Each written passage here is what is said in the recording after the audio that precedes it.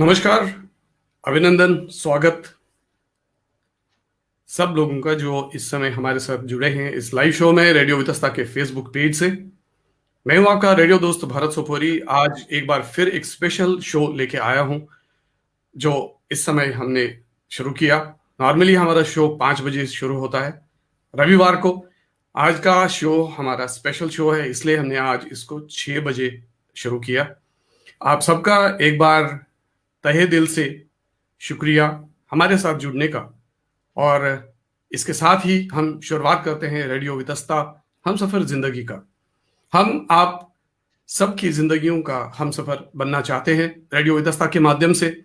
ये live shows भी हम आपके पास लेके आते हैं। एक बार हम आपको याद कराते हैं कि रेडियो वितस्ता को भी सुनना है, जो कार्य सवेरे 7 बजे से लेकर रात के 11 बजे तक करता है। अलग अलग प्रोग्राम्स हम देते हैं।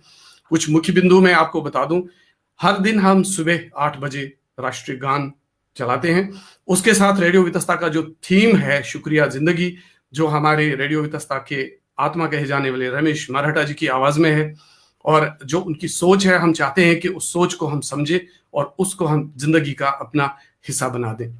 आप वो सुन सकते हैं। उसके बाद हम 9 बजे हम रेडियो स्टोरीज पेश करते हैं जो हमारी जिंदगी के साथ जुड़ी हैं, और कहीं ना कहीं उनसे भी हमें प्रेरणा मिलती है, एक पॉजिटिविटी का फील आता है।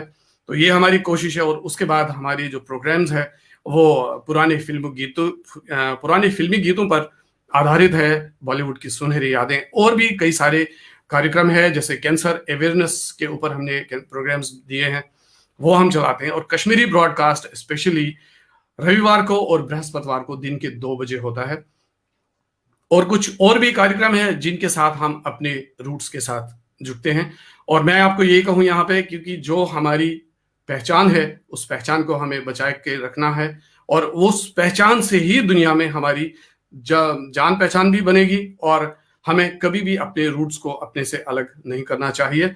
वही मैं कोशिश करता हूँ, क्योंकि रेडियो वितस्ता एक यूनिवर्सल रेडियो है। यूनिवर्सल रेडियो कहने का मतलब है कि ये कश्मीरी, हिंदी, पंजाबी, हरियाणवी, इवन बंगाली भी प्रसारित करता है। तो मेरी कोशिश है कि जितनी जगह मुझे अपनी कल्चर को, अपने सभ्यता को चाहिए, वो मैं देने की कोशिश करता हूं शुरू से ही। आप सबका एक बार फिर स्वागत। और आज का जो हमारा शो है, आज का हमारा शो बहुत ही अलग शो है। आज एक अलग अंदाज में इस लाइव शो को मैं पेश करूंगा। रोज मैं सवाल पूछता हूं और हमारे जितने भी मेहमान यहां पे आते हैं वो जवाब देते हैं। आज कुछ उससे उलट है, क्योंकि आज के मेहमान जो है उन्होंने आज तक सैकड़ों यानी 100 से ज्यादा लोगों से जवाब मांगे हैं, और हर सवाल का जवाब उन्होंने उनसे पाया है। और आज हम इस कार्यक्रम में, इस लाइव शो में उनसे पूछेंगे कि आप ये सवालात कहां से ले आती हैं, कहां से आप इन सवालों को तैयार करती है। मुझे पूरा विश्वास है कि वो एक्सटेम्पोर करती है, जैसे मैंने तैयारी की है। मैं कभी कागज देख रहा हूं और मुझे नहीं लग रहा है कि वो कागज से देखती हैं, वो एक्सटेम्पोर करती है। ये मेरी आशा है, उम्मीद है। तो हम जब आगे चलेंगे तो उनसे जब मैं आपको रूबरू कराता हूं तो फिर हम ये सारी बात उनसे करेंगे। उनमें कितनी एनर्जी है, और आज भी वो इस समय हमसे जुड़ चुके हैं। और एक दिन में कभी 2 या 3 शोज भी ये करती हैं, लाइव शोज। बहुत सारी एनर्जी चाहिए, बहुत सारी तैयारी चाहिए, और बहुत सारा समय चाहिए इन चीजों के लिए। उनसे हम बात करेंगे। ये रंगमंच की मंजी हुई कलाकार है, लेखिका है, एक्टर है, ब्रॉडकास्टर है, और बहुत ही मशहूर मीडिया कम्युनिकेटर है। आज तक फेसबुक पे इन्होंने लॉकडाउन से एक लाइव शो स्टार्ट किया। उस लाइव शो का नाम इन्होंने रखा शख्सियत। जो मकसद यही था कि अलग अलग लोगों से हम मिलें, और उनकी जो जो उनको कामयाबी मिली है उसका जो राज है, और वो राज बिना मेहनत के कभी भी नहीं होता। वो उस कंसेप्ट को इन्होंने बुना, और बुन के जब उन्होंने इसको चलाया लाइव शो को शख्सियत के नाम से, और मुझे गर्व है कि वो आज हमारे इस शो में जुड़ी हैं, जिन्होंने 100 से ज्यादा शोज किए और दूसरा सेशन भी शुरू किया, जिसका पहला शो कल या परसों हुआ और आज उसका दूसरा शो 4 बजे हुआ और तीसरा शो 8:30 बजे है।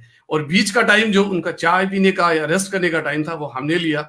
हमने कहा कि आप हमारे साथ आइए और हमसे बातचीत करिए। जितने भी लोग हमसे जुड़ते हैं रेडियो वितस्ता के फेसबुक पेज पे, उनसे हम बात करेंगे। और मैं आज के मेहमान को आमंत्रण देता हूं कुछ लाइंस कह के, और वो ऐसे है। सामने हो मंजिल तो रास्ते ना मोड़ो, सामने हो मंजिल तो रास्ते ना मोड़ो, जो भी मन में है वो सपना ना तोड़ो, जो भी मन में है वो सपना ना तोड़ो। कदम कदम पे मिलेगी मुश्किल आपको, कदम कदम पे मिलेगी मुश्किल आपको, बस सितारे चुनने के लिए, सितारे छूने के लिए कभी जमीन मत छोड़ना। तो सबसे बड़ी बात यह है कि निरंतर हमें अपना काम करते रहना चाहिए। कहा जाता है कि अगर पानी की धार भी पत्थर पे गिरती है तो पत्थर का कुछ भी नहीं होता है, बट अगर वो निरंतर गिरते रहे तो कुछ समय के बाद हम उस पत्थर पर भी वो निशान दिखता है हमें। और इसके साथ ही मैं स्वागत कर रहा हूं आज के हमारे मेहमान आदरणीय, सब जानते हैं काजल सूरी जी का। काजल सूरी जी, आपका बहुत बहुत स्वागत, अभिनंदन, माई वरुद स्वागत यथ रेडियो वितस्ता की लाइव शोस में। बहुत बहुत शुक्रिया, बहुत बहुत शुक्रिया कहना चाहूंगी। इतनी शफकत का, इतना क्या कहूँ, बहुत बहुत शुक्रिया कहना चाहूंगी कि आपने मुझे इस मंच पर बुलाया। बहुत बहुत शुक्रिया। आपके लिए मंच जो है, आप सारे विश्व को मंच दे चुकी हैं। हमारा सौभाग्य कि आपने ये समय निकाला और हमसे बात करने के लिए। और जितने भी हमारे लोग हैं, मैं चाहता हूं कि जैसे आपने अपने शो के माध्यम से लोगों को प्रेरणा दी, जैसे हमने आज का भी शो सुना, उस विषय में हम बाद में बात करेंगे। तो मैं चाहता हूं कि जब स्वयं आप इस शो में हो तो जितने भी एपिसोड्स आपने 103 एपिसोड 102 एपिसोड्स आपने किए हैं, मैं चाहूंगा कि उनका पूरा सार आज हमारे ऑडियंस को मिले, ताकि इसलिए हमने आपको आमंत्रण किया। आइए, हमारे साथ जुड़े हैं इस समय जम्मू से अशोक कुमार मोटा जी, हमारे साथ उषा किरण अरोड़ा जुड़ी हैं और मेरी सिस्टर गिरजा भट्ट जम्मू से जुड़ी हैं। आप सबके साथ बात करने से पहले काजल जी के बारे में थोड़ी सी आपको जानकारी देता हूं। जम्मू कश्मीर के legendary actor director Shri Vijay Suri जी और श्रीमती पूनम सूरी जी की सुपुत्री काजल सूरी जी बचपन से ही थिएटर और रंगमंच से जुड़ी हैं। विरासत में ही रंगमंच मिला, रंगमंच के माहौल में बड़ी हुई। इनके पिताजी विजय सूरी जी को जम्मू के पिता मां भी कहा जाता है और उससे वो, उस नाम से वो प्रख्यात है। बहुत बुलंद आवाज थी उनकी, जिस आवाज से उनको आज भी जाना जाता है। और 7 बार बेस्ट एक्ट्रेस का अवार्ड काजल सूरी जी को मिला है, अलग अलग किरदार निभाने पर। मैं भी काजल जी को फॉलो कर रहा हूं काफी समय से और मुझे बहुत खुशी है इनको आपसे इंट्रोड्यूस करते हुए। कई नाटक निर्देशित किए। 2016 में विजय सूरी नेशनल थिएटर फेस्टिवल आयोजित किया, जो बखूबी सफल भी रहा और उसको निभाया। TV serials, TV plays, telefilms and documentaries, radio plays, producer, director, journalism, युवा जर्नलिस्ट अवार्ड से भी इनको नवाजा गया है। प्रेम का सुर, आस्था का संगीत, Laleshwari on national integration, Akashvani national award से भी काजल सूरी जी को नवाजा जा चुका है। अगर मैं इनकी उपलब्धियां गिनाना रहूं तो हमारा शो उसके साथ ही खत्म होगा। मैं कोशिश करूंगा कि बाकी की जानकारी मैं काजल जी से लूं और आप लोगों के साथ हम रूबरू कराते हैं, क्योंकि जो पेज इनका है, जहां से इन्होंने 100 से ज्यादा लाइव शोज किए हैं, उस पेज का नाम भी रूबरू है। और रूबरू का मतलब है आमने सामने। हम आपका बहुत अभिनंदन करते हैं, स्वागत करते हैं काजल जी, और हम आगे की ओर चलते हैं। बहुत बहुत शुक्रिया कहना चाहूंगी आपका, बहुत बहुत शुक्रिया। आपने बात की शख्सियत के 100 एपिसोड्स की। शख्सियत को शुरू करने का मकसद ये था कि जब मायूसी भरा एटमॉस्फेयर था बहुत ज़्यादा, जब पूरा लॉकडाउन हो गया था, हम थिएटर करने वाले लोग जो मेरे साथ यंग परफॉर्मर्स जुड़े हुए हैं, और थिएटर एक कुलबुलाहट रहती है जो लाइव, जैसे लास्ट ईयर हमने बहुत काम किया, बहुत शोज किए, तो जी भले ही थिएटर में अगर हम कहें कि पैसा नहीं है, लेकिन उससे जो एक क्रिएटिव सेटिस्फेक्शन मिलती है ना, उसका कोई मुकाबला नहीं है। तो हम लोगों का एक छोटा सा ग्रुप है जिसमें सभी अलग अलग जॉब करने वाले लोग हैं, और हम शाम को अपना वक्त थिएटर की रिहर्सल्स में करते हैं, लेकिन इस लॉकडाउन के वजह से वो बंद हो गया, और सबके मन में ये कुलबुलाहट हुई कि क्या करें, एक बड़ी मायूसी का एटमॉस्फेयर हो गया। तो तब तो हमने तब ये डिसाइड किया कि शॉर्ट फिल्म्स, कभी जितने भी यंग परफॉर्मर्स में से जुड़े हैं, शॉर्ट फिल्म्स नहीं की थी, तब हमने मंटो नामा के नाम से एक शॉर्ट फिल्म्स का एक सीरीज शुरू किया, कि घर जी में बैठ के एक तरह से जितने भी यंग परफॉर्मर्स हैं रूबरू से जुड़े हुए, उनको एक अपनी तरह से सीख कर, वो कहते हैं ना, करत करत अभ्यास, और सीख के वो कर लेंगे, सीख लेंगे, सीखेंगे किस तरह से काम होता है। तो इसके अलावा जब मंटो नामा के 20-22 एपिसोड हो गए फिल्म्स के, जो यूट्यूब पे हैं, देन जब वो खत्म होने लगा, तो ये डिसाइड किया कि शख्सियत के नाम से, कि जो जितने भी हमारे यहाँ सेलिब्रिटीज आ रही हैं, उनकी जो इंस्पिरेशनल लाइफ की जर्नी है, उससे वो रूबरू हो जाएं, जो यंग परफॉर्मर्स हैं हमारे, जो सेलिब्रिटीज की जो लाइफ की जर्नी रही है। तो एक तरह से ये एक वर्कशॉप की तरह है, क्योंकि इस वक्त सब बंद है, तो इंस्पिरेशन मिली कि जो मायूसी भरा एटमॉस्फेयर है उससे थोड़ी राहत मिलेगी। तो हमने ये शो शुरू किया, और इसका मकसद सिर्फ यही था कि जो भी यंग परफॉर्मर्स हैं, उन तक, जो सेलिब्रिटीज हैं उनकी, क्योंकि कला एक साधना है, और इसका जी रास्ता बहुत आसान नहीं है, देखने में बहुत ग्लैमरस लगता है, लेकिन ग्लैमरस जी तो है, लेकिन इसके पीछे एक कड़ी मेहनत है। तो उस सफर को तय करके, उस जर्नी को तय करके एक कलाकार कहाँ पहुंचता है, तो ये सबके लिए, खास तौर पे जो नई जनरेशन है उनके लिए एक इंस्पिरेशन है। तो इस शो को स्टार्ट करने का मकसद यही था। तो मैं और इतनी मोहब्बत मिली सबकी, और इतने एक से बढ़कर एक कलाकार आए इसमें, जिसमें पद्मश्री रहे, पद्म विभूषण रहे, नेशनल अवार्डी रहे, साहित्य कला अवार्डी रहे, संगीत नाटक अकादमी से जुड़े हुए संगीत नाटक अवार्डी रहे, और उस तरह के बेहद, क्योंकि ठीक है, जो इनाम होता है, पुरस्कार होता है, उसकी वैल्यू होती है, लेकिन जरूरी नहीं हर किसी को पुरस्कार मिले। तो उस जिनको नहीं मिला, तो उसका मतलब ये नहीं होता कि वो बेहतरीन कलाकार नहीं। तो हर फील्ड में, परफॉर्मिंग आर्ट से जुड़े हुए हर फील्ड के कलाकार आए, चाहे वो नृत्य हो, चाहे वो म्यूजिक हो, चाहे वो पेंटिंग हो, हर तरह के कलाकार यहाँ आए, और उन्होंने अपनी जर्नी शेयर की यंग जो परफॉर्मर्स है उनके साथ। काजल जी, मैं आपको साधुवाद देता हूं, और खास करके लॉकडाउन का एक ऐसा समय था, अगर हमने उसका सदुपयोग ना किया होता तो शायद जो रिजल्ट्स है वो विपरीत होते। आपने सही समय पर लोगों को एंगेज किया, उनको कुछ अच्छा सोचने का मौका दिया, और ऐसा कहा जाता है कि इस विश्व में जितना भी हम पॉजिटिविटी को फैलाएं, उतना हमारे लिए बहुत फायदेमंद है। बिल्कुल। मैंने आपके मैक्सिमम शोज देखे हैं, कुछ के मैंने आज नोट भी किए हैं, उस विषय में हम बात भी करेंगे, जिसमें काजल जी सिर्फ चुपचाप एक्सप्रेशन देके ही सुन के अपने मन में उस बात को उतार दी कि नहीं, मुझे भी ये करना चाहिए। वो मैं आज आपसे पूछूंगा, और मैं एक बार फिर सब लोगों का यहाँ पे स्वागत अभिनंदन करता हूँ। हमारे साथ विनीता ठाकुर जुड़ी हैं, मीर मुख्तार अहमद जुड़े हैं, वो कह रहे हैं काजल जी ग्रेट पर्सनैलिटी ऑफ थिएटर। और हमारे साथ जुड़े हैं उजैर हसन, और हमारे रेडियो वितस्ता के प्रोग्राम इंचार्ज नरेश शर्मा जी। वो कहते हैं काजल जी, रेडियो वितस्ता पर आपका स्वागत है, हमारे लिए समय निकालने के लिए बहुत बहुत शुक्रिया। बहुत शुक्रिया, बहुत शुक्रिया विनीता जी को। मैं उनको थैंक यू कहना चाहूंगी, खुद एक बहुत बड़ी ब्रॉडकास्टर हैं वो। जी बहुत बहुत शुक्रिया विनीता जी हमारे साथ यहाँ पे आने के लिए और स्ट्रेंथ देने के लिए। बहुत बहुत शुक्रिया। उजैर साहब हमारे साथ जुड़े हैं, उर्दू अकेडमी का एक नाम है, उर्दू अकेडमी से उनका ताल्लुक है। बहुत जी, बहुत शुक्रिया उजैर सर हमारे साथ जुड़ने के लिए। जी मैं सबका अभिनंदन एक बार फिर करता हूँ, विनीता जी का और सबका मैं अभिनंदन करता हूँ, और मैं खुशनसीब हूँ कि आज मेरी मुलाकात आपसे हो रही है इस शो के माध्यम से। काजल जी, मेरा पहला जो क्वेश्चन है, जो प्रश्न है आपसे करना है, वो शख्सियत लाइव शो के बारे में ही है। 100 एपिसोड्स, दुनिया से बहुत ही मार्मिक और हृदय स्पर्शी लाइफ जर्नीज आपने लोगों के साथ साझा की। क्या अनुभव रहा, कितनी संतुष्टि मिली?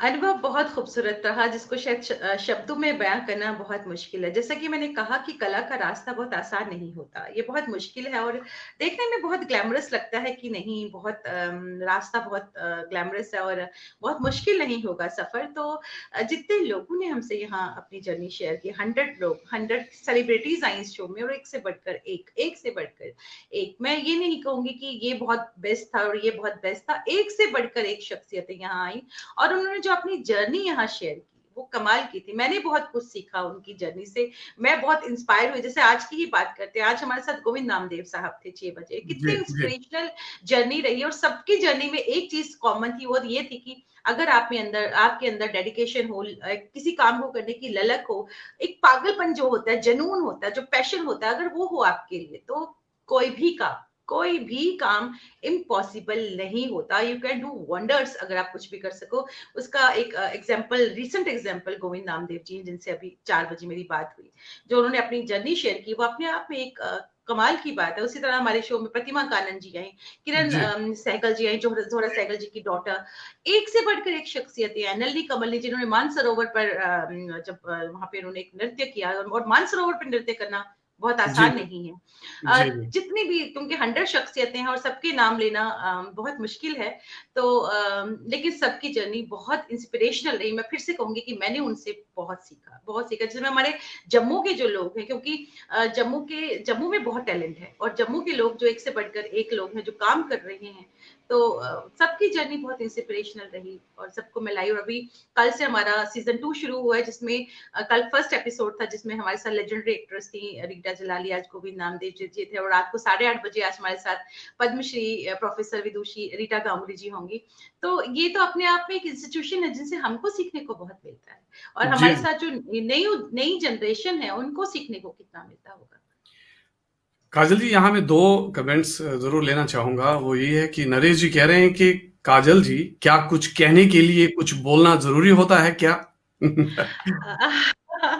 Silence speaks, silence is the loudest cry, silence yes, is the loudest cry. तो यस। मुझे नहीं लगता कि आपको जरूर अल्फाजों को लफ्जों को जबान देने की जरूरत पड़ती है, बाज़-औक़ात नहीं पड़ती आपको लफ्जों को जबान देने की जरूरत, इसके मुझे नहीं साथ लगता। हमारे इसके साथ हमारा दूसरा जो कमेंट है वो रेडियो वितस्ता की आत्मा कहे जाने वाले रमेश मराठा जी हैं। वो कह रहे हैं कि a wonderful actor Kajal ji, a graceful voice of radio. I did so many plays with his great father when he was only 19 years at Radio Srinagar. हाँ, बहुत बहुत शुक्रिया रमेश जी, बहुत बहुत शुक्रिया कहना चाहूंगी, बहुत शुक्रिया। हमें रमेश मराठा जी का आशीर्वाद हासिल है और मैं हर दिन सवेरे से शाम इनको ये कहता हूं कि आप अपना आशीर्वाद हमारे पर बनाए रखें। और हमारे रेडियो वितस्ता की अगर पहचान हुई वो रमेश मराठा जी की आवाज से हुई। जी जी जी हम जी। आगे की ओर चलते हैं। रमेश मराठा जी, आपका बहुत बहुत स्वागत। नरेश जी और हमारे साथ निशा सैमुअल जुड़ी हैं। वो जी Kajal ji, you are great, you are doing a बहुत गुड जॉब। शुक्रिया। जी जी जी, और आप हमसे जुड़े तो हम लेकिन आगे मैं की। निशा जी को ये कहना चाहूंगी, यहाँ जी पे जी मैं जी। जॉब नहीं करी, यहाँ पे मैं एज गेस्ट आई हूँ। और मुझे भारत जी ने बुलाया है यहाँ पे एज गेस्ट। तभी तभी जी मैंने तभी मैंने शुरू में कहा कि जो सारे विश्व को क्वेश्चन पूछ के एनर्जी लेके आती हैं, तो आज मैंने ये देखना है कि मैं यही पूछूं कि कहाँ से आपके ये जो एनर्जी है उसका राज क्या है। उस पे भी हम जाएंगे। आपसे पूछना चाहूंगा, थिएटर, रंगमंच, हम्म 3 साल की उम्र और हम्म डायरेक्टर बनना है। ये मैंने सुना है कि 3 साल की उम्र में आपने सुना कि डायरेक्टर होता है, तो मन में सोचा कि डायरेक्टर बनना है। इस सफर को हमारे दर्शकों से थोड़ा विस्तार में साझा करें कि 3 साल की उम्र में जब आपने सुना कि डायरेक्टर होता है जो ये सब कुछ करता है, तो उसी समय मन में यह ठान लिया कि मुझे भी डायरेक्टर बनना है। मैं सही हूं? यहाँ नहीं, आप सही नहीं है यहाँ पे, जी क्योंकि मैंने कभी नहीं सोचा मुझे डायरेक्टर बनना है। मैं कोई जी भी काम करती हूँ ये सोच के नहीं करती हूँ कि मुझे ये करना है और इसके बाद मुझे ये सोच के करती हूँ कि काम करना है, बट ये नहीं सोचती कि ये काम करके मुझे ये चीज मिलेगी। वो मैं जी हमेशा से कहती हूँ, मैं गीता का एक श्लोक है जिसको मैं बहुत शिद्दत से उसको मानती हूँ कि कर्म करते चलो, फल की चिंता मत करो। ये मेरा फेवरेट श्लोक है गीता का। तो मैं आपको बताती हूँ, मैंने जब शख्सियत शुरू किया तो मुझे नहीं पता था कि ये शख्सियत इतना इसका मकबूलियत मिलेगी इसको, और मैं इसके 100 एपिसोड्स करूँगी, मैंने ये कभी नहीं सोचा था और मैं बस किया ये। और जब मैं 3 साल की थी, जब पापा को ज़रूरत थी एक छोटे बच्चे की, तो उनके साथ जब मैंने काम किया, उसके बाद थिएटर का सिलसिला शुरू चलता रहा। फिर मैं कश्मीर से फिर हम जम्मू में आए, जम्मू में मैंने कॉलेज किया, फिर यूनिवर्सिटी की, फिर हमने वहाँ शिवानी कल्चरल सोसाइटी जॉइन किया। तो ये जो ये कारवां था थिएटर का, सफर ये चलता रहा, लेकिन बिना किसी उससे कि एक जुनून था मेरे अंदर कि मुझे थिएटर करना है, एक मुझे सेटिस्फेक्शन मिलती थी। वो सेटिस्फेक्शन मिल रही थी मुझे, लेकिन मैंने ये नहीं सोचा कि मैं थिएटर करूँगी तो मुझे ये मिलेगा। थिएटर आपको अनजाने में बहुत कुछ दे देता है, बहुत कुछ दे देता है। आपको एक एक जीवन जीने का जो सलीका जिसको सही मायने में कहें, वो सिखा देता है। आपको एक संपूर्ण इंसान बना देता है थिएटर आपको, और आपका सोच, आपका नज़रिया बदल देता है। तो बस मैं थिएटर करती रही, और साथ में मेरी दूरदर्शन के जो श्रीनगर दूरदर्शन के साथ जो मेरा राब्ता रहा, मेरा सीरियल्स चलते रहे, बहुत सारे सीरियल्स किए, बहुत सारे सीरियल्स यहाँ प्रोड्यूस किए, यहाँ डायरेक्ट किए मैंने सीरियल्स, पापा के साथ साथ ही थी। और मम्मी भी मेरे काम करती थी सीरियल्स में, उन्होंने बहुत सारे सीरियल्स प्रोड्यूस किए, टेलीफिल्म प्रोड्यूस किए। मुझे एक किस्सा याद आ रहा है कि मैं एक सीरियल कर रही थी, चंबा में शूट हो रहा था, कश्मीर में उन दिनों हालात ठीक नहीं थे। चंबा में जी। शूट हो रहा था, लालजू एंड सन्स करके एक सीरियल है, बहुत ही खूबसूरत सीरियल था वो। तो उसमें मेरा मेन रोल था। उसमें निर्मला जी भी थी, निर्मला धरजी, जो बहुत ही अच्छी एक्ट्रेस है, और उसमें इसके साथ में मेरे पापा थे उसमें, और जम्मू के बहुत सारे लोग थे। शबीर हैदर साहब का वो सीरियल था। तो जब मैंने वो सीरियल किया, तो लास्ट के 2-3 उसके दिन बचे हुए थे। तो उसमें मुझे पापा मेरा एक लेटर लेकर आए कि ये तुम्हारा लेटर है, और जब मैंने लेटर खोल के देखा, तो मेरा अपॉइंटमेंट लेटर था आकाशवाणी दिल्ली का। और उस मुझे ये याद रहेगा कि मुझे उस सीरियल के दौरान मेरे हाथ में आकाशवाणी दिल्ली का वो अपॉइंटमेंट लेटर आया। जहाँ जी, पे आप कार्यरत अब हैं। जी, जी, इसलिए हमने बिल्कुल। आपके इंट्रोडक्शन में ब्रॉडकास्टर कहा, और ये भी बहुत ही इम्पोर्टेंट प्लेस है, बहुत ही इम्पोर्टेंट जगह है जहाँ पे आप अपना दायित्व निभा रही हैं। और वो कहीं ना कहीं जो आपकी मन की इच्छा है, जैसे आपने थिएटर की बात की या आर्ट के कई भी किसी भी फॉर्म की बात आपने की, तो उसके साथ वो जुड़ा है। जो भी आपका कंट्रीब्यूशन है टू द नेशन, वो आप इस समय वहां पे दे रही हैं। और आप लेखिका हैं, आप नाटक लिखती हैं, जर्नलिज्म में भी आपको यंगेस्ट अवार्ड मिला है, यंगेस्ट जर्नलिस्ट का अवार्ड आपको मिला है, आप थिएटर करती हैं। और क्या करना बाकी रह गया? कुछ भी क्रिएटिव जो मुझे सेटिस्फाई करे, क्योंकि क्रिएटिव चीजें आपको बहुत सेटिस्फाई करती हैं। और थिएटर जो है, थिएटर के लिए तो मैं खास तौर पर कहूंगी, इट्स माय ऑक्सीजन। जब मैं दिल्ली आई, दिल्ली आने से पहले I was empanelled producer for Doordarshan. तो ओके। जब मैं दिल्ली आई, और जब मैंने यहाँ पे आकाशवाणी दिल्ली में मुझे जब नौकरी मिली, उससे पहले जम्मू में बहुत थिएटर किया हम लोग।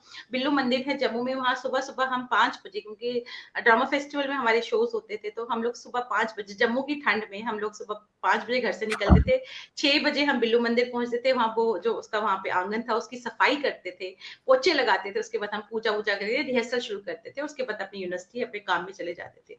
मुझे 8 बार मिला है बेस्ट एक्ट्रेस का अवार्ड, 7 बार, एक आपने कम ओके, बताया। मैं एक ऐड कर देता हूँ। 7 बार। जी जी। और मैं यहाँ जरूर बताना चाहूंगी, तो मैं जर्नलिज्म, मैंने भारतीय विद्या भवन से जर्नलिज्म किया। मैंने अगर स्टडीज की मैं बात करूं, तो मैंने मास्टर एमएससी होम साइंस की, जो कि जम्मू यूनिवर्सिटी से की। उसका एक पार्ट था ह्यूमन डेवलपमेंट, जिससे पूरा मेडिकल की पढ़ाई ऑलमोस्ट वैसी ही थी। तो इट वाज जी। वेरी टफ, लेकिन हम्म। थिएटर का जुनून नहीं छूटा मुझसे। मैं हम सुबह थिएटर, क्योंकि यूनिवर्सिटी एक बार चले जाते थे तो हमारा कोई टाइम नहीं होता था कि कब वापस आए, क्योंकि बहुत टफ था हमारा। एंड पहली बार जम्मू यूनिवर्सिटी में इंट्रोड्यूस हुआ था, तो बहुत मेहनत करनी पड़ती थी हमको। तो उसके बाद मैंने बीएड की, फिर मैंने भारतीय विद्या भवन से जर्नलिज्म किया।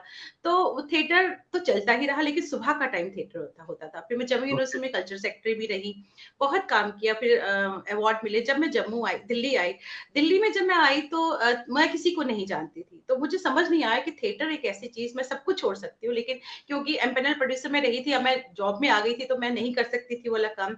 सीरियल्स नहीं प्रोड्यूस कर सकते थे, क्योंकि मैं अब एक गवर्नमेंट सरकारी नौकरी में थे, तो वो सब कुछ तो मेरा छूट गया। लेकिन थिएटर तो आप कर सकते हो, क्योंकि थिएटर में तो ऑलरेडी आपका एक क्रिएटिव सेटिस्फेक्शन, और ये इससे आपको कुछ सिवाय आपकी जो पर्सनैलिटी डेवलप होती है, उसके अलावा आपको पैसों का से तो कुछ नहीं मिलता। तो वो चीज मेरे अंदर रही। तो मैंने उन दिनों, मैं किसी को नहीं जानती थी, तो मैंने यहाँ पे मास्टर्स स्टार्ट किया, दूसरा, जैसे जम्मू से तो मैं एमएससी करके आई थी, यहाँ पे मैंने मास्टर्स किया मास कम्युनिकेशन में। मास कम्युनिकेशन करने के बाद मैंने यहाँ पीएचडी ज्वाइन किया, और पीएचडी के स्नॉप्सिस तक मैं पहुंच गई, लेकिन उसके बाद मुझे थिएटर की लाइन मिल गई यहाँ पे। मुझे याद है कि मुझे किसी ने इप्टा में, अजीज कुरैशी सर एक बहुत बड़ा नाम है थिएटर की जी। दुनिया में, उनसे मिलवाया इप्टा में। और उसके बाद मेरा इप्टा में मैंने बहुत शोज किए, ऑल ओवर इंडिया में शोज किए, कमाल के शोज किए, हर जगह शोज किए, और बहुत सीखा। IPTA was like my family, Qureshi sir like जैसे फादर फिगर होते हैं। जी। बहुत, मैं यहाँ हॉस्टल में रहती थी और बहुत बहुत प्यार मिला मुझे इप्टा से। एक इंसिडेंट सुनाना चाहूंगी, मैं इंसिडेंट अक्सर सुनाती हूँ नहीं कि नहीं, उससे उससे हमें आपको समझने में आसानी होगी, और जितने भी लोग हमसे जुड़े हैं वो भी प्रेरित उन चीजों से हो जाएंगे। प्लीज। मैं ये सुनाना चाह रही हूँ कि हम लोग सुबह के टाइम हम लोगों के इतना काम किया कि हम लोग दिन में ट्रैवल करते थे, शाम को शोज करते थे, दिन में ट्रैवल, शाम को शोज। और वो एक पागलपन होता था शोज करने का, नाटक करने का। और अलीगढ़ मुस्लिम यूनिवर्सिटी एक बहुत बड़ी यूनिवर्सिटी है अपने आप में, और वहाँ पे जश्न सर सैयद एक बहुत बड़ा फेस्टिवल होता है उस यूनिवर्सिटी का। और जी। वहाँ पे कैनेडी ऑडिटोरियम है, जहाँ पे 2000 की कैपेसिटी का ऑडिटोरियम है, वो बहुत ही खूबसूरत ऑडिटोरियम है। वहां हमारा एक शो, उसी फेस्टिवल में हमारा एक शो लगना था, इसमें चुगताई की स्टोरी थी दोज़ख, उसको जो ड्रामेटाइज किया था अजीज कुरैशी सर ने। उसमें दो बूढ़ियों की कहानी थी, एक मैं थी 95 इयर्स का एज ग्रुप, और एक शोभना भारद्वाज, बहुत कमाल की एक्ट्रेस हैं वो। तो हम दोनों ने करना था, बाकी टीम थी। तो जब हम अलीगढ़ पहुंचे तो हमें पता चला कि एक दिन पहले नसीरुद्दीन साहब यहाँ शो करके गए हैं, और उनका कमाल का शो गया था वहां पे, कमाल का। और जो ऑडियंस में सारे स्टूडेंट्स होते हैं, और ये भी पता चला कि उससे पहले कुछ शोज किए थे, तो उन्होंने स्टूडेंट्स से बहुत वोटिंग की थी। तो हम लोग डर गए, क्योंकि हम लोग प्रोफेशनल नहीं कह सकते कि हम प्रोफेशनल एक्टर, हम तो मैटूर, हम तो शौक के लिए, हॉबीज के लिए, हॉबी के लिए हम काम करते हैं, हम प्रोफेशनल तो नहीं कह सकते अपने आप को। लेकिन शिद्दत वही है, डेडिकेशन वही है, पागलपन जो है वो वही है। तो हम लोग बहुत डरे हुए थे। खैर, हम लोगों ने जब शो किया, पूरा ऑडिटोरियम फुल था, और 2-2.5 घंटे का शो था। पिन ड्रॉप साइलेंस रही है पूरे 2-2.5 घंटे, और हम डर रहे थे, लेकिन उसके बाद हम भूल गए। जब शो खत्म हुआ तो पूरे के पूरे स्टूडेंट्स ने खड़े होकर हमें स्टैंडिंग ओवेशन दिया, और क्लैपिंग हुई इतनी कि मैं और मेरी फ्रेंड जो शोभना, जो मेरे साथ करेक्टर कर रही थी, सलमा बेगम का, मैं बानो बेगम थी, हम दोनों ने एक दूसरे को हग किया एंड स्टार्टेड क्राइंग। ये एक ऐसा इंसिडेंट है जो मेरे दिल के बहुत करीब है। और एक इंसिडेंट और है कि हम इंडिया हैबिटेट सेंटर में शो कर रहे थे गालिब। तो उसमें मेरा कैरेक्टर था कि मुझे उसमें बहुत इमोशनल कैरेक्टर था मेरा उसमें। और उसमें कैरेक्टर में जब मैं सीन करते करते करते करते मैं जब पीक पे पहुंचती हूँ, और जब मैं रोती हूँ, लाइट चली गई और मुझे कोई होश नहीं, जबकि ये बात सही नहीं होती, मुझे कोई होश नहीं, मैं वहीं बैठी रही। उसके बाद मुझे खींच के दूसरी जगह लाया गया। I was not Kajal, I was in that character. Literally मेरे मुंह पे थप्पड़ मारे गए और मुझे वापस लाया गया कि व्हाट आर यू डूइंग। ये ठीक, हालांकि सही कम से बात कम आप नहीं है। किरदार से आप बाहर आ जाइए, और अब हाँ। प्ले खत्म हो चुका है। पर यहाँ मैं इसको भी एक तरीके से, क्योंकि मैं भी यहाँ पर थिएटर की एक्टिविटी करता हूँ, थोड़ा बहुत थिएटर की जानकारी मुझे है। नो जॉब करने के साथ साथ मैं इसको पढ़ नहीं पाया, पर जितना मैंने सीखा है जिंदगी में, जी उस हिसाब जी से हम कोशिश करते हैं कि हम अगर खुद नहीं ज्यादा अच्छा कर पाए तो हम अपने जो आसपास के बच्चे हैं उनको प्लेटफॉर्म प्रोवाइड करें। और अभी तक वेब थिएटर ग्रुप, जो हमारा रजिस्टर्ड सोसाइटी है, जिसका रेडियो वितस्ता हिस्सा है, तो उसके अंतर्गत अभी तक हमने तकरीबन 160 बच्चों को प्लेटफॉर्म प्रोवाइड किया है पिछले 7 साल में। और उसमें एक जो स्टूडेंट है हमारा, जो यहाँ से थिएटर करके चला गया, वो जी टीवी के गुड्डन तुमसे ना हो पाएगा सीरियल में भी वो परफॉर्म कर रहा है। तो बड़ा अच्छा लगता है, क्योंकि इसकी सीमा कोई भी नहीं होती है। मैं आपकी बात पे आता हूं, जो करेक्टर वाली बात है, कि आप जब उस किरदार में घुसे और उससे ना निकलना या उससे देरी से निकलना, वो आपकी काबिलियत शो करता है नॉर्मली। यहाँ मैं एक बात और कहना चाहूंगी कि विक्रम शर्मा जम्मू में एक बहुत हाँ। बड़े जी जी थिएटरिस्ट हैं जी और जी राइटर भी हैं। मैं जी। दिल्ली में जब आई तो मुझे एक कुलबुलाहट थी कि मैं, क्योंकि किसी को नहीं जानती थी, यहाँ नई नई आई थी। तो स्टडीज दोबारा से मैंने रिज्यूम कर ली, मास्टर्स अगेन आई स्टार्टेड, कि मैं कुछ नहीं कर रही तो स्टडीज ही दोबारा एमए कर लेती, दोबारा दूसरा एमए कर लेती हूँ। तो मैंने उसको बोला कि मैं कुछ करना चाहती हूँ या कुछ समझ नहीं आ रहा, मुझे क्या करूँ। उन्होंने ड्रामा फेस्टिवल आने वाला था, उन्होंने मुझे अपनी एक स्क्रिप्ट भेजी, पूर्ण विराम करके स्क्रिप्ट। बहुत जी। टफ स्क्रिप्ट थी, बहुत टफ स्क्रिप्ट थी, और वो एक स्किज़ोफ्रेनिक लेडी का कैरेक्टर था। तो ओके। उस स्क्रिप्ट को मैंने पढ़ना शुरू किया, एक बार दो बार उस स्क्रिप्ट को मैंने बस अंदर लेना शुरू कर दिया उसको, और मैं बिहेव करने लगी घर में दिल्ली में उसी कैरेक्टर को लेकर, वैसा ही बिहेव करने लगी, और जी, मुझे जी। नहीं पता अनजाने में मैं बिहेव करने लगी वैसे ही। जब दिल्ली जम्मू गए हम, 10 दिन की रिहर्सल थी, 10 दिन की रिहर्सल में तो शायद 1-2 घंटे की रिहर्सल में पता नहीं चलता, लेकिन वो अंदर मेरे अंदर घुस चुका था वो कैरेक्टर। मैंने वो कैरेक्टर किया, और उसके बाद मैं दिल्ली आ गई। दिल्ली आ गई तो बाद में पता चला कि मुझे उस कैरेक्टर के लिए भी बेस्ट एक्ट्रेस का, वो मेरा 8th था अवार्ड, उस कैरेक्टर के जी। लिए भी मुझे बेस्ट एक्ट्रेस का अवार्ड मिला है। लेकिन उस कैरेक्टर से बाहर निकलने में मुझे काफी, अभी भी मैं याद करती हूँ तो मुझे गूज़बम्प्स हो जाते हैं, वो ऐसा कैरेक्टर था और बहुत टफ कैरेक्टर था वो। तो ज़िंदगी में इन चीज़ों को जब हम शिद्दत से कोई भी काम करते हैं, तो कोई ना कोई जो उसकी छाप होती है, जो उसका असर है, वो हमारी ज़िंदगी पे पड़ता है। मुझे लग रहा है कि जी, ये संवेदनशीलता जब हमारे में है, तो तभी हम अच्छे अदाकार बनते हैं, अदाकारा बनती हैं। बिल्कुल। तो ज़रूरी है वो चीज़, नहीं तो अगर हमने सिर्फ़ ऊपर-ऊपर से कैरेक्टर को पढ़ा और डिलीवर कर दिया, तो शायद लोग उसको रजिस्टर नहीं करते हैं। जैसे आज नामदेव जी ने कहा, वो कहते हैं कि जो करना है, पहले देखें, क्या आप यस, कर सकते हैं? यस, तो ही पूरा विश्वास के साथ आप अगला कदम बढ़ाएं। और ये मैंने बिल्कुल। इसलिए गोविंद नामदेव जी का नोट किया, इसलिए क्योंकि ये हमारे युवाओं के लिए बहुत बड़ी बात है। आप देखिए, उन्होंने कहा कि मैं जब तक नंबर 1 नहीं आता, तब तक मैं अगला कदम उठाता नहीं था।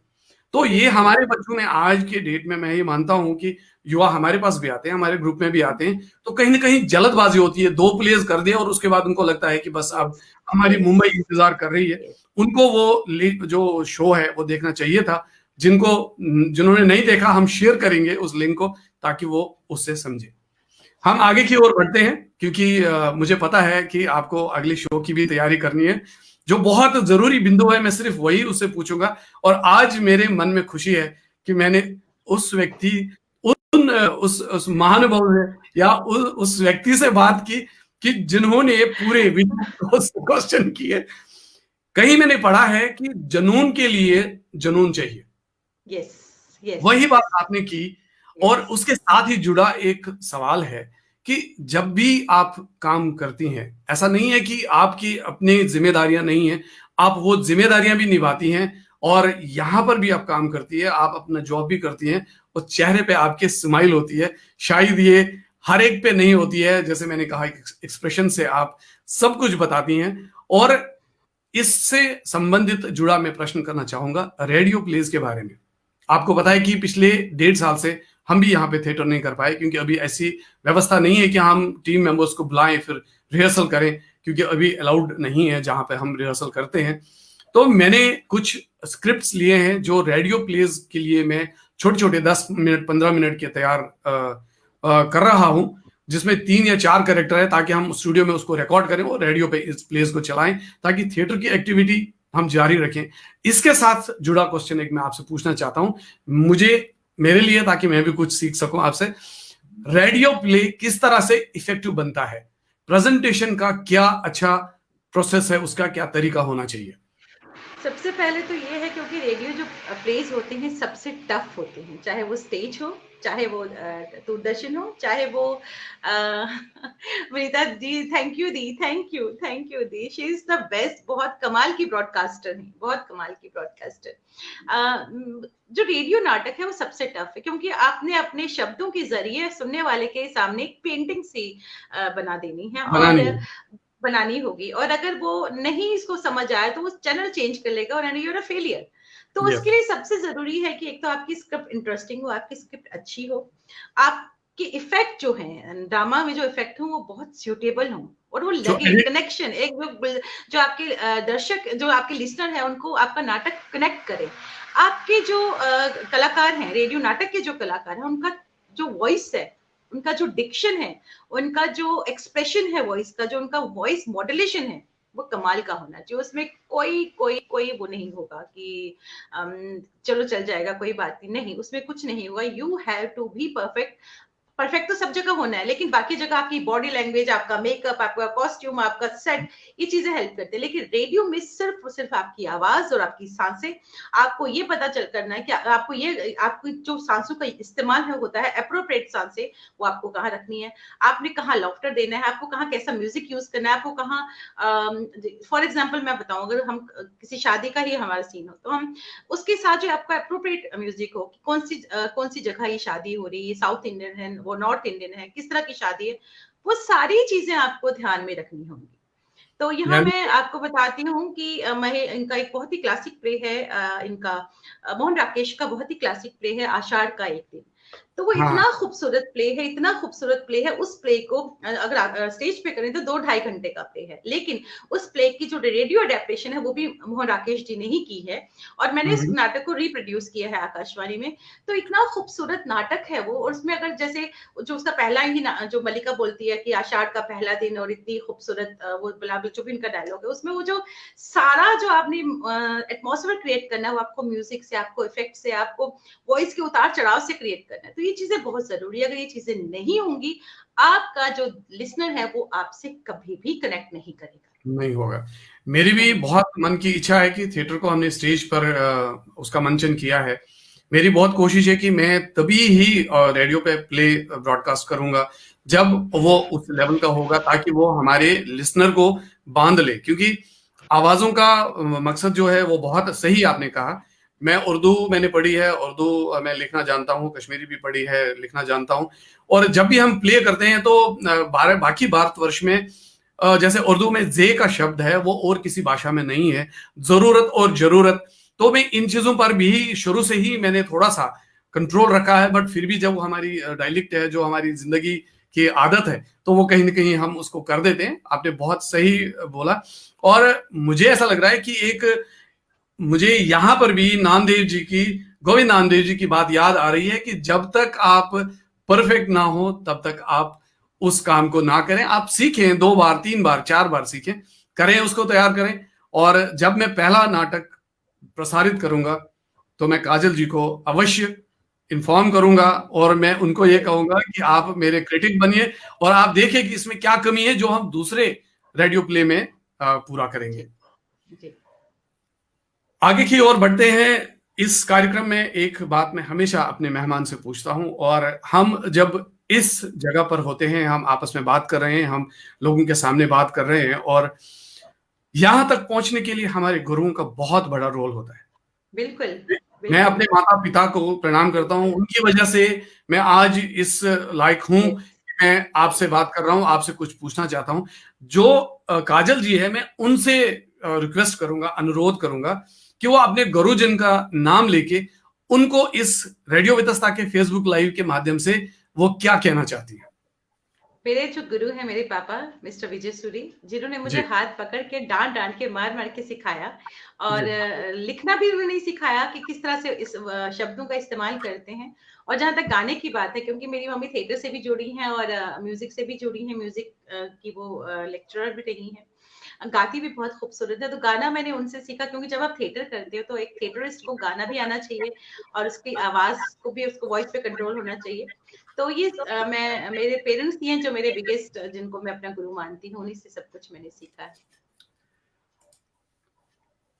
गुरुजन के बगैर हम जिंदगी में हमें रास्ता नहीं मिलता। आगे की ओर हम जब बढ़ते हैं तो एक सहारा होता है, एक ऑरा, जैसे हम ऑरा देखते हैं, एक ऑरा होता है हमारे साथ। यहाँ यहाँ मैं ये जरूर कहना चाहूंगी, मुझे 2019 में नेशनल अवार्ड मिला, जिसमें ऑल ओवर इंडिया से 25 महिलाओं का सिलेक्शन हुआ था, अलग अलग फील्ड की, जी, डॉक्टर थे, सर्जन थी, मिस इंडिया थी, बहुत अलग अलग चीज, महिलाएं थे। पूरे ऑल ओवर इंडिया से 25 महिलाओं का सिलेक्शन हुआ था। तो उसमें जब मेरा सिलेक्शन हुआ, मुझे इसकी कोई वो नहीं थी कि मेरा सिलेक्शन होगा। जब मुझे पता चला कि थिएटर डायरेक्शन के लिए मेरा सिलेक्शन हुआ है, तो it was a great moment for me, और मैं किसी को भी नहीं जानती थी। It was the biggest thing for me कि नेशनल अवार्ड मिला, 10th national women excellence award. उसके बाद 2019 में मुझे राष्ट्रीय सम्मान मिला थिएटर के लिए। और अभी इस साल मुझे जोहरा सहगल नेशनल अवार्ड दिया गया थिएटर के लिए। तो थिएटर ने मुझे बहुत बहुत बहुत कुछ दिया है। और थिएटर डायरेक्शन की जिस तरह से आपने शुरू में बात की, तो बहुत सारे नाटक डायरेक्ट कर चुकी हूँ, जिसमें से हीर रांझा एक ऐसा नाटक है। हब्बा खातून मैंने लास्ट में किया था, लॉकडाउन से पहले हब्बा खातून किया था। हीर रांझा बहुत रश्मि रथी का अगर मैं नाम लूं, रामदेव दिनकर जी का कमाल का स्क्रिप्ट है। तो इस तरह के नाटकों पे काम करना तो एक वी फील प्रिविलेज। और फोक खासतौर पे जो हमारा जेएनके का फोक है उस पे मैं, जैसे हब्बा खातून मैंने किया तो पूरा जेएनके जम्मू कश्मीर का मैंने फोक उसमें इस्तेमाल किया। मैंने यहाँ एक ना, क्योंकि फोक से मुझे बहुत एक बहुत अट्रैक्ट करता है मुझे अपनी स्टेट का जी फोक। जी तो मैंने यहाँ श्रीराम सेंटर में जब हब्बा हीर रांझा किया तो उसमें मैंने पंजाब का फोक लिया। लेकिन जब मैंने एक नाटक था snakes and ladders Shriram centre में मैंने वो किया, तो उसमें मैंने जम्मू का टोटल फोक लिया, जिसमें पाक थी, जिसमें कारगा थी, जिसमें कुड़ था। ये सारी चीजें मैंने उस नाटक में इस्तेमाल किया। तो फोक मुझे बहुत बहुत अट्रैक्ट करता, खासतौर पे जो अपनी स्टेट का, जेएनके का। हमारे लिए एक बहुत अच्छी बात है कि हम उस खित्ते से आते हैं, हम उस जगह से आते हैं जहां पे हमारे पास बहुत सारे कल्चर्स का इफेक्ट है हमारे ऊपर। डाइवर्सिटी है। जम्मू में डाइवर्सिटी है, जम्मू में हम डोगरी बोलते हैं और डोगरी कल्चर है। कश्मीर में जाएंगे कश्मीरी बोलेंगे और कश्मीरी फोक और कश्मीरी कल्चर, और लद्दाख में जाएंगे हमारे पास तीन तो आसपास ही है कि जिनके ऊपर हम कोशिश करेंगे तो हम उसको समझ। पहाड़ी है, गोजरी यस, है, यस सब गोजरी कुछ है। है हमारे पास, यस, बदरवाही है, पुंछी है, यस, अगर सब हम कुछ उस है तरफ हमारे जाएं। पास, तो डाइवर्स है। और मैं आपको यहाँ एक कहूँ कि जैसे केमू साहब से बात हो रही थी, वो मेरे गुरु भाई हैं और उनके पिताजी पद्मश्री मोतीलाल केमू जी मेरे गुरुजी हैं, उनको नमन करता हूँ। उनकी वजह से जो भी कुछ थोड़ा बहुत मैंने थिएटर में किया है वो सारा श्रेय उनको ही जाता है, हमेशा देता हूँ, और उनका आशीर्वाद मेरे ऊपर बना है। और उन्होंने मुझे कहा कि भारत जी आप जो कुछ करना चाहते हैं आप करिए, कारवां खुद बनता जाएगा। तो मैं केमू जी की बात पे आऊंगा। उन्होंने जब आप उनसे बात कर रहे थे तो उन्होंने ये कहा था कि जब आप आगे की ओर चलते हैं तो आपने ये नहीं सोचना कि आप कर क्या रहे हैं, आपको विश्वास होना चाहिए कि जो आप दिखाना चाहते हैं, जिस सभ्यता से आप जुड़े हैं वो आप करें, तो रिजल्ट्स उसके ऑटोमेटिकली आ जाएंगे। रेडियो के ऊपर मैं एक प्रश्न और आपसे करना चाहता हूं। रेडियो पे हम मोहब्बतें की बात करते हैं, कभी नफरतों को हम सामने नहीं लाते हैं, और नफरतों को कम करने के लिए प्यार मोहब्बतों की बातें करते हैं। आप कितना सही समझते हैं कि जितने भी प्रयत्न आप करते हैं एज ए ब्रॉडकास्टर, जब आप जॉब करती हैं या जब आप थिएटर करती हैं, आप दो शेड्स दिखाती हैं, एक पॉजिटिव एक नेगेटिव। हमारा जो हमारा हमारी कोशिश होती है वो पॉजिटिव की ओर होती है। तो हम इस पॉजिटिविटी को फैलाने के लिए कितना प्रभाव अपने समाज, सोसाइटी और देश पे डालते हैं? नफ़रतों के लिए तो दुनिया में जगह ही नहीं होनी चाहिए, बिल्कुल जी नहीं होनी चाहिए। और एक ब्रॉडकास्टर का जो मेन एम है, जो जी आकाशवाणी का जो मेन एम जी है, सब जगह बहुजन सुखाए, बहुजन हिताए, ये जो उनका एक वही मेन मोटो है आकाशवाणी का। जी। और और आकाशवाणी की जो रेंज है, कमाल की है। गाँव-गाँव में जहाँ पे अभी तक बिजली भी नहीं होगी, वहाँ तक वहां पर आकाशवाणी पहुँचेगी। आकाशवाणी है जी। कि तो आकाशवाणी एक बहुत इंपॉर्टेंट रोल प्ले करता है कल्चर को स्ट्रॉन्ग करने में, कल्चर को बनाए रखने में, मोहब्बत को, प्यार मोहब्बत को, भाईचारे को डेवलप करने में आकाशवाणी का कोई जवाब नहीं। नहीं कोई है। जवाब नहीं। खास तौर पे अगर मैं अभी आजकल की बात करूं, कोविड के का टाइम चल रहा है और हमारा तो एसेंशियल सर्विसेज में आता है, हम लोग तो ऑफिस जाते हैं। तो कई बार ऐसे आता है कि ब्लड की प्लाज्मा की जरूरत है या कुछ ऐसा होता है, आकाशवाणी पे अगर हम एक अनाउंसमेंट करें तो अंबार लग जाता है, अंबार लग जाता है। इतने लोग आते हैं ब्लड अपना प्लाज्मा देने के लिए। तो एक छोटी सी बात बता रही हूँ कि ये आजकल के दौर की। तो आकाशवाणी तो मुझे, मैं कह रही हूँ कि अलग ही दुनिया है, अलग ही, चाहे जितने भी प्राइवेट चैनल्स आए कुछ भी हो, आकाशवाणी का मुकाबला नहीं है। ये बात तो मैं मानती हूँ। इसमें इसमें कोई शक नहीं है, आकाशवाणी हमारे देश की ड्राइविंग फोर्स है।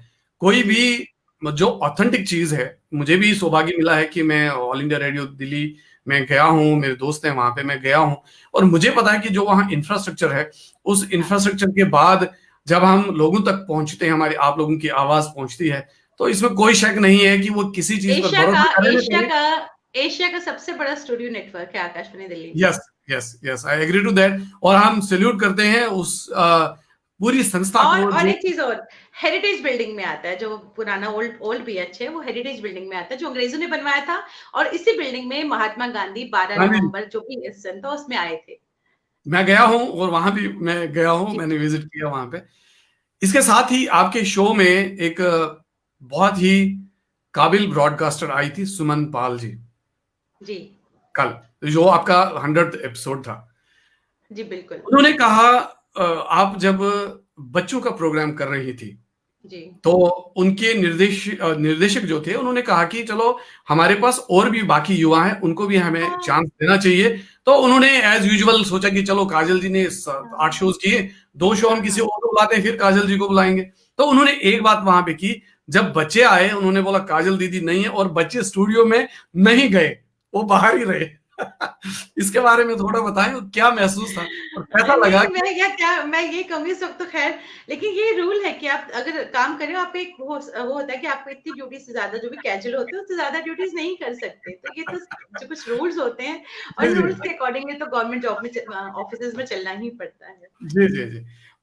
मेरा सवाल ये था कि आपके उस समय मन में क्या आया कि बच्चों ने काजल दीदी के बारे में क्या सोचा, और वो कहते हैं कि खुशी, काजल जी नहीं है तो हम अंदर खुशी, नहीं खुशी। जाएँगे।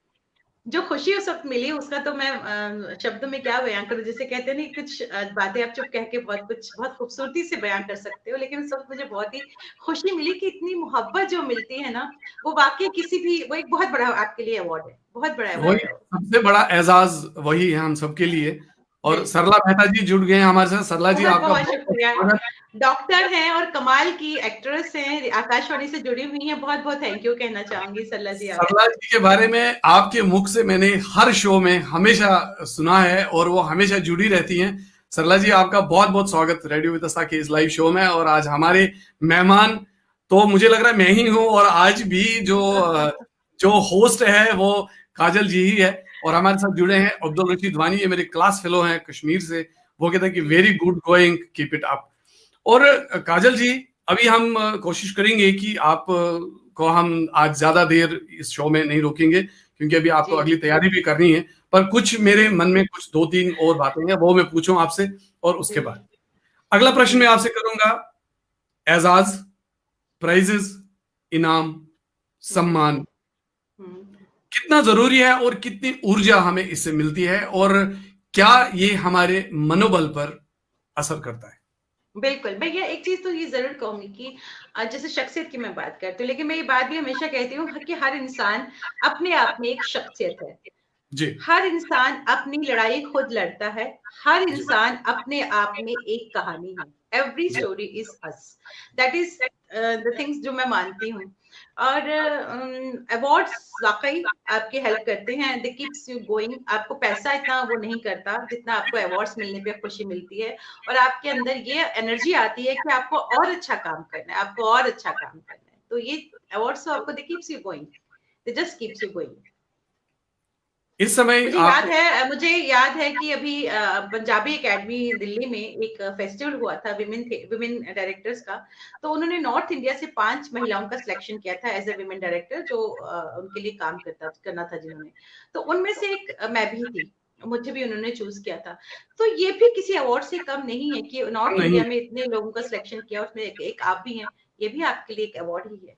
डेफिनेटली जो जो आपका काम देखा जा रहा है, जो जो शिद्दत हम कहते हैं, एक डायलॉग है छोटा सा जिसमें हम कहेंगे कि शिद्दत से हम जो भी कुछ पाना चाहें वो हमें जरूर मिलता है।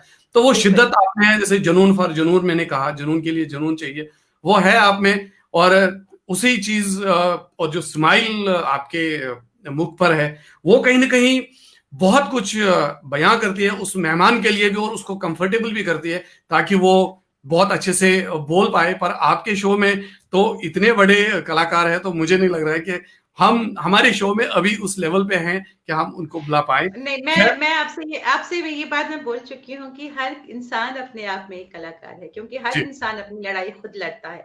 तो किसी जी, का हम ये नहीं कह सकते कि ठीक है, आप कला के किसी क्षेत्र में आप आगे बढ़ गए हैं, लेकिन हर इंसान अपने आप में एक शख्सियत है। जी। हर इंसान, और हर इंसान की एक अपनी कहानी होती है।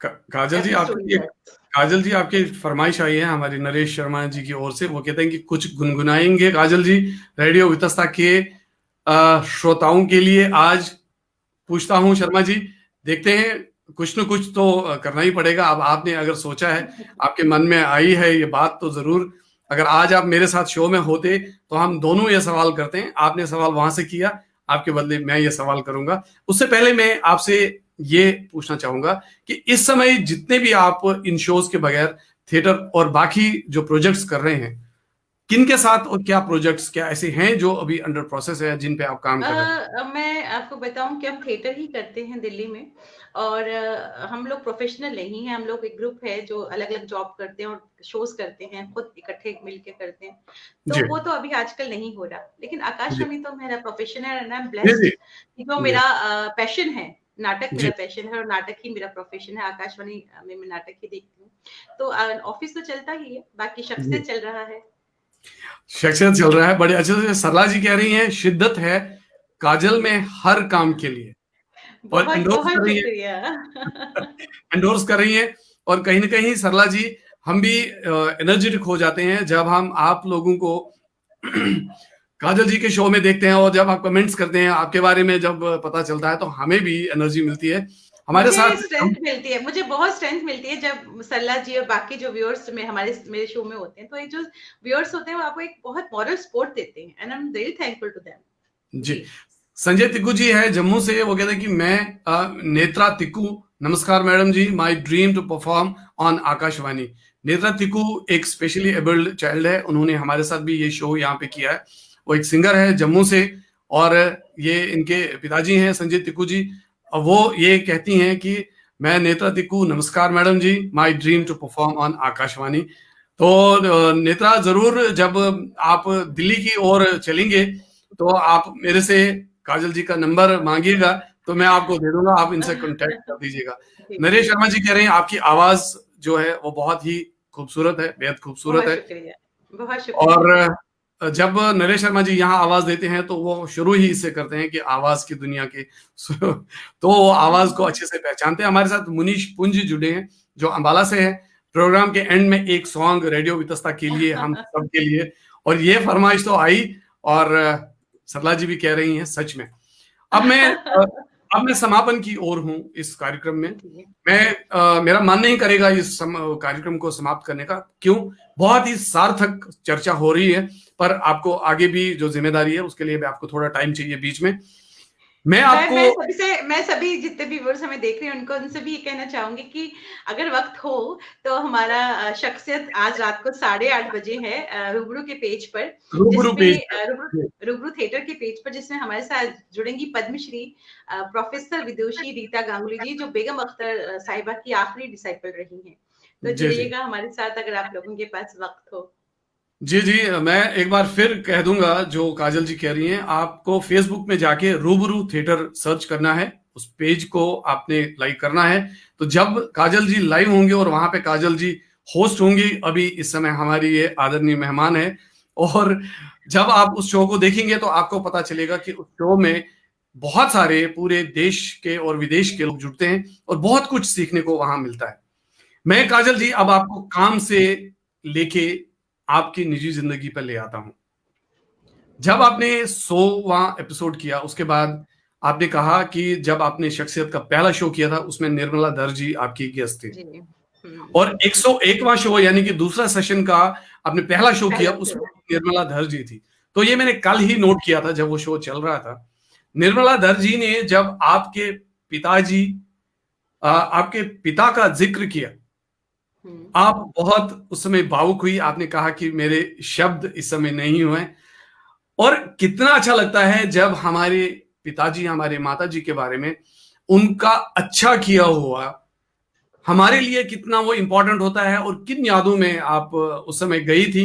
शायद अगर आपने उस समय वो चीज नहीं बयान कर पाई तो मैं चाहता हूं कि आप ये जरूर कहें, और ये सब लोगों के लिए प्रेरणा है कि वो अपने माँ बाप की इज्जत करें, वो अपने माँ बाप अपने पेरेंट्स की, बड़ों की रिस्पेक्ट करें, और उनके आशीर्वाद से ही अगर हम जिंदगी में कुछ करते हैं तो हम आगे कर पाते हैं। मैं चाहता हूं कि आपके उस समय मन के भाव क्या क्या थे वो मैं जानना चाहता हूँ। मैं यही ज़रूर कहना चाहूँगी कि मैं आज जो कुछ भी हूँ अपने पेरेंट्स की वजह से ही हूँ।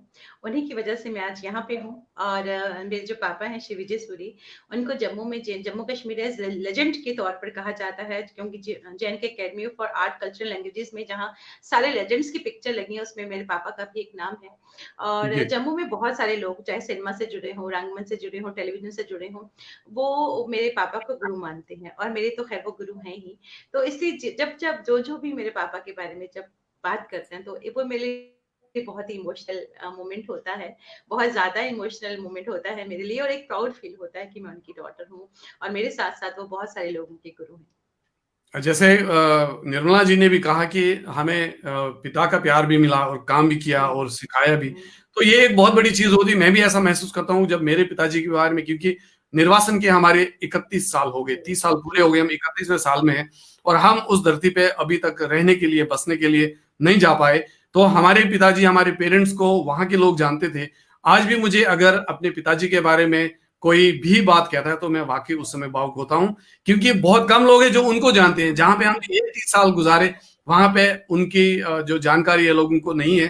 ख़ैर मैंने घर बिल्कुल, का नाम भी उनके नाम पे रखा ताकि जो चलता हुआ व्यक्ति हो, वो कम से कम उनका नाम एक बार मन में बिल्कुल। स्मरण करे और तो हम आगे की ओर। इसलिए यहाँ मैं रोकूँगी क्योंकि शख्सियत का जो मेरा दूसरा अंक है, जी, मेरे पापा के नाम पे एक विजय सूरी फाउंडेशन के नाम से जी, फेसबुक पे एक पेज है, विजय सूरी फाउंडेशन के नाम से, जी, जिसमें बहुत जी, सारी थिएटर से जुड़ी एक्टिविटीज़ होती हैं और अभी जो शख्सियत सीज़न 2 शुरू किया है मैंने, वो रूबरू थिएटर और विजय सूरी फाउंडेशन दोनों ने मिलकर ये शख्सियत का सीज़न 2 स्टार्ट जी, किया है। जी, जी, जी, जी। इस समय हमारे साथ जुड़ी हैं डिगबोई आसाम से सुचंद्रा भट्टाचार्य जी। ये एक गजल लेखक है, गजल सिंगर है। इनका शो भी हमने अभी कुछ समय पहले किया। वो आपको कह रही हैं, good evening ma'am, I joined now, lots of love and regards from Assam. बहुत शुक्रिया। Thanks a ton. Thank you. अब हम इस प्रोग्राम के समापन की ओर है। जैसे आप हमेशा क्वेश्चन करती हैं और वही क्वेश्चन मैं भी यहाँ पे करूंगा। और सरला जी लिख रही हैं like father like daughter. Yes, इसमें सरला जी कोई भी शंका नहीं है। और आवाज उनकी बुलंद, जैसे उनको जम्मू के थिएटर का पिता माँ कहा जाता है, जैसे आवाज उनकी थी वैसी काजल जी की भी है। और उसके साथ आकाशवाणी के साथ जुड़े हैं तो आकाशवाणी वाकई होगी। और कल जो आपके साथ गेस्ट आपसे जो प्रश्न कर रहे थे 100वें एपिसोड में, उन्होंने ये कहा कि काजल जी, आपको एक नया आसमां बनाना चाहिए और उस आसमां की उड़ान के लिए आप चल पड़ी हैं। तो कितना अच्छा लगता है कि जैसे ऐसे कमेंट्स आते हैं कि जो इमेजिनरी है, जो जो शायद हम नॉर्मली कहीं लिखा नहीं होता है कि अब हम नया आसमां बनाएंगे, फिर हम उसकी वो उड़ान भरेंगे। तो कैसा लगता है ये सब कुछ सुन के? कभी नहीं सोचती, जैसे मैंने आपको कहा कि मैं जब काम शुरू करती हूँ, मैं ये कभी नहीं सोचती कि इस काम से मुझे क्या मिलेगा। मैंने ये कभी जी, आज तक नहीं सोचा।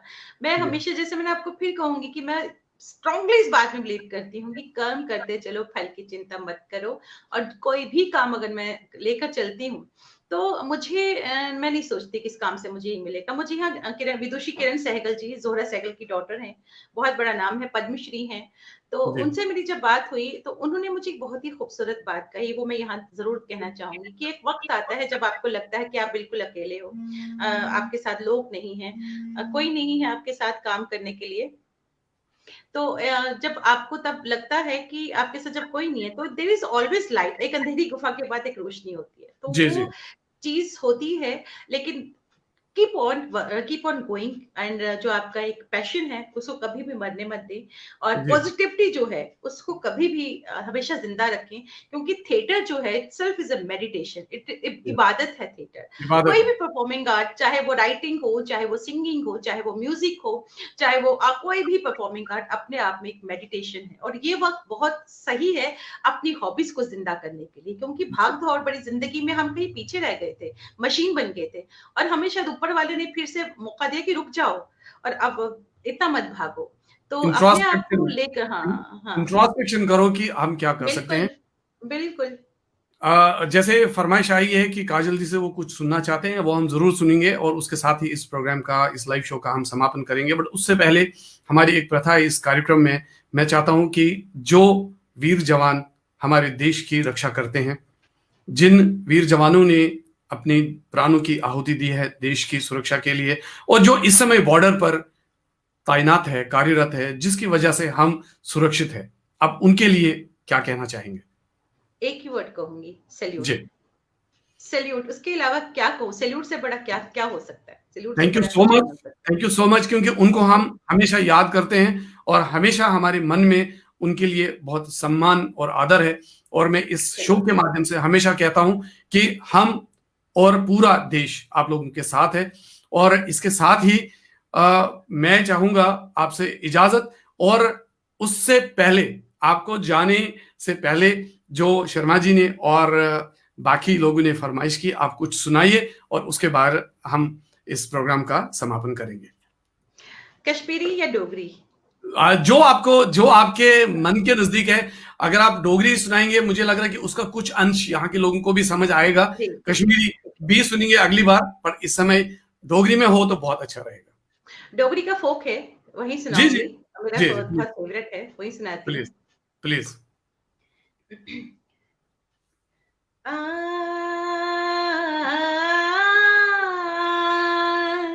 आ, आ,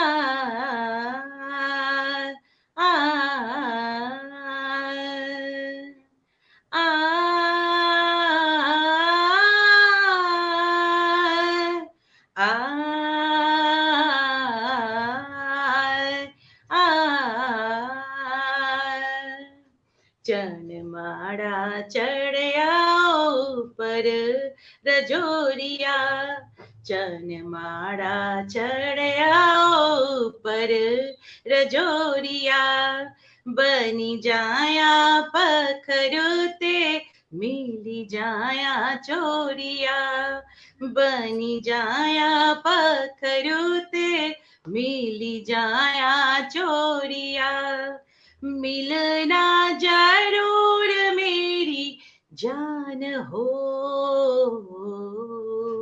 बड़ा गे बसोस मेरी जान हो, आ,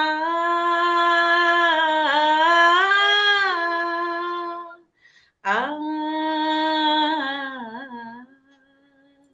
आ,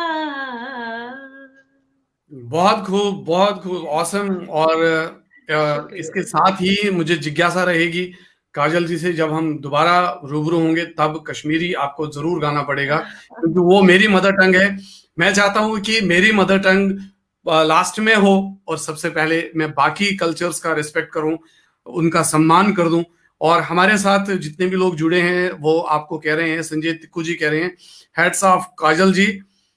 काजल जी और Netra love this song and it is her favourite song. Thank you. मेरी सिस्टर जम्मू से गिरजा भट्ट, वो कहते हैं कि वेरी नाइस। और शर्मा जी भी, आपको मैं लास्ट कमेंट दे दूं, शुक्रिया, वाह वाह, थैंक यू सो मच काजल जी शुक्रिया, एंड भारत जी। शुक्रिया। इसके साथ ही, और सरला जी भी कह रही हैं कि so melodious. Thank you, thank you. इसके साथ ही मैं इस लाइव सेशन का समापन करता हूं। आपका मैं तहे दिल से शुक्रगुजार हूं, और आज आपने मेरा कॉन्फिडेंस लेवल बढ़ा दिया कि मैं काजल जी से कुछ प्रश्न कर सका। अगर कुछ त्रुटि रही होगी तो उसके लिए क्षमा।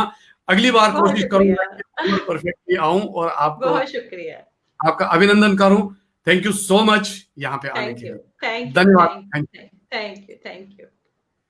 आप सुन रहे थे ये चर्चा, और ये चर्चा थी हमारे आज के मेहमान काजल सूरी जी के साथ। और ये बात कितनी सार्थक रही, इसके बारे में आप हमें बाद में भी कमेंट्स में बता सकते हैं।